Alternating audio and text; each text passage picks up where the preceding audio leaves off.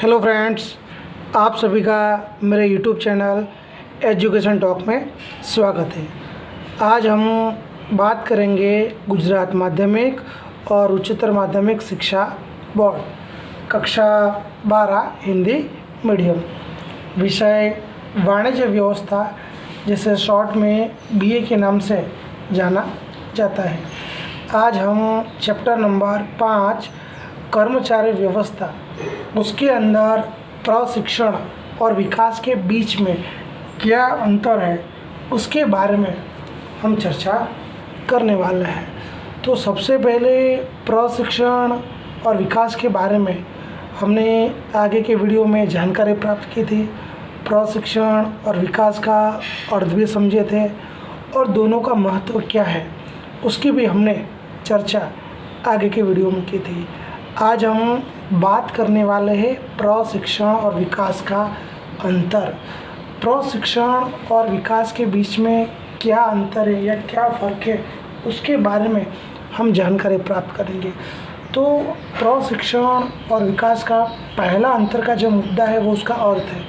तो दोनों के अर्थ को जानने का प्रयत्न करते हैं। सबसे पहले प्रशिक्षण का अर्थ जानेंगे। दोस्तों, सबसे पहले प्रशिक्षण का अर्थ जानते हैं। कर्मचारियों को उनके कार्य के संदर्भ में दिया जाने वाला सैद्धांतिक और प्रायोगिक ज्ञान यानी कि प्रशिक्षण। तो दोस्तों, ये प्रशिक्षण का अर्थ हो गया। आपको याद रखना है, कर्मचारियों को जो कार्य करना है उस कार्य के बारे में उनको जो भी सैद्धांतिक ज्ञान दिया जाता है, जो भी प्रायोगिक ज्ञान दिया जाता है, उसे प्रशिक्षण कहते हैं। अब हम बात करते हैं विकास के अर्थ की। उच्च संचालकों और विभागीय अधिकारियों को दिया जाने वाला सैद्धांतिक और प्रायोगिक ज्ञान अर्थात विकास। तो यहाँ पे डेफिनेशन के हिसाब से देखें तो जो भी संचालक होते हैं, जो भी विभागीय अधिकारी होते हैं, उन संचालकों को और विभागीय अधिकारियों को दिया जाने वाला सैद्धांतिक और प्रायोगिक ज्ञान, उसे विकास कहा जाता है। दोस्तों, हमारा अंतर का दूसरा मुद्दा है उद्देश्य। प्रशिक्षण का उद्देश्य भी अलग है और विकास का उद्देश्य भी अलग है। प्रशिक्षण का उद्देश्य कर्मचारियों की कुशलता और कार्यक्षमता में वृद्धि करने का है। तो दोस्तों, ये याद रखना है कि कर्मचारियों को जो प्रशिक्षण दिया जाता है उस प्रशिक्षण का उद्देश्य कर्मचारियों की कुशलता में वृद्धि करने का होता है। कर्मचारियों की जो काम करने की क्षमता होती है उसमें वृद्धि करने का होता है। तो ये तो बात थी प्रशिक्षण के उद्देश्य की। हम विकास के उद्देश्य की बात करें तो विकास का जो उद्देश्य है वो उद्देश्य जो भी संचालक होते हैं, जो भी अधिकारी होते हैं, उनकी आंतरिक शक्तियों का विकास करना है ताकि आने वाली चुनौतियों का वो सामना कर सके।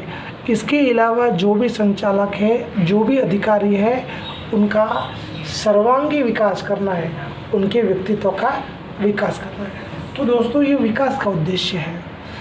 विकास के उद्देश्य के तहत जो भी संचालक होते हैं, जो भी अधिकारी होते हैं, उनके अंदर जो भी आंतरिक शक्तियाँ होती है, उन आंतरिक शक्तियों का विकास करना है ताकि भविष्य में आने वाली चुनौतियों का वो सामना कर सके।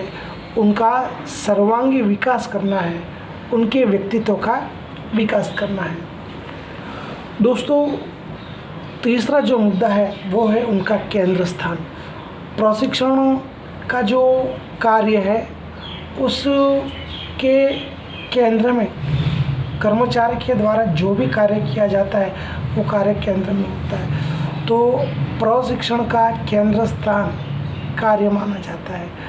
जबकि विकास के केंद्र स्थान की बात करें तो विकास का केंद्र स्थान भावी आजीविका है। आजीविका यानी रोजगार और भविष्य की चुनौतियाँ केंद्र स्थान पर देखने को मिलती है। तो दोस्तों, आपको ये भी याद रखना है, प्रशिक्षण के केंद्र में कर्मचारी के द्वारा जो भी कार्य किया जाता है वो कार्य होता है, जबकि विकास के केंद्र में भविष्य की आजीविका होती है या तो भविष्य की चुनौतियाँ होती है।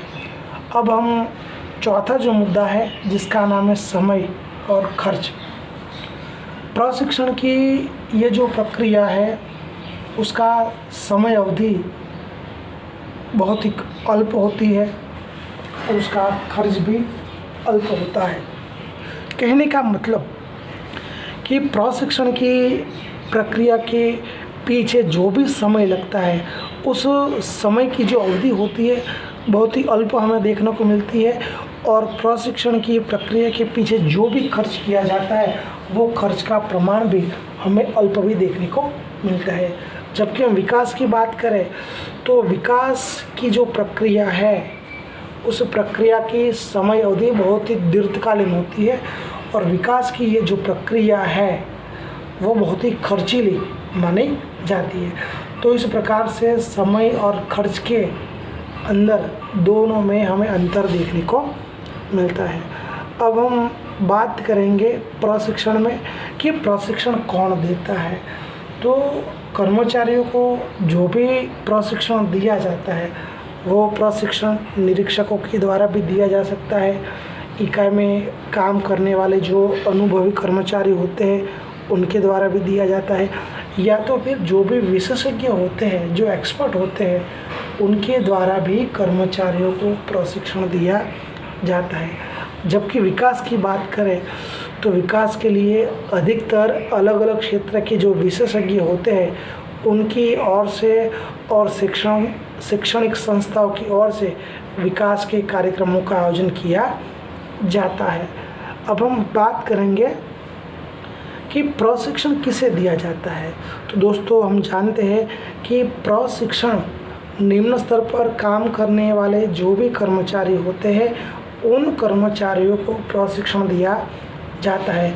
जबकि जो विकास के कार्यक्रम है वो विकास के कार्यक्रम उच्च स्तर पर और मध्य स्तर पर काम करने वाले जो भी संचालक होते हैं और जो भी विभागीय अधिकारी होते हैं उनके लिए विकास के कार्यक्रमों का आयोजन किया जाता है।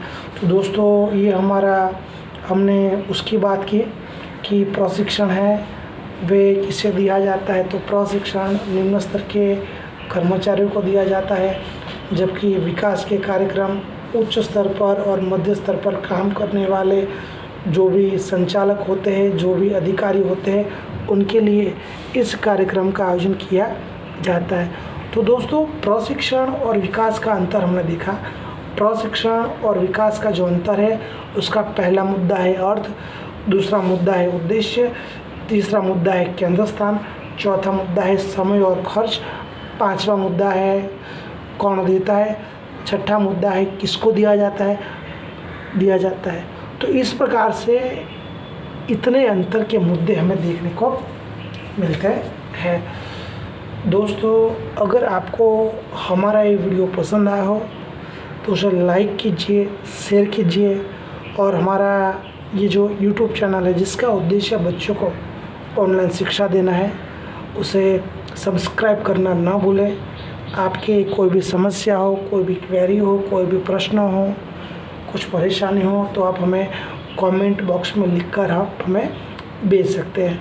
आज हमने हमारे ये जो चैप्टर नंबर 5 था कर्मचारी व्यवस्था, आज ये चैप्टर नंबर 5 कर्मचारी व्यवस्था यहाँ पे ख़त्म होता है।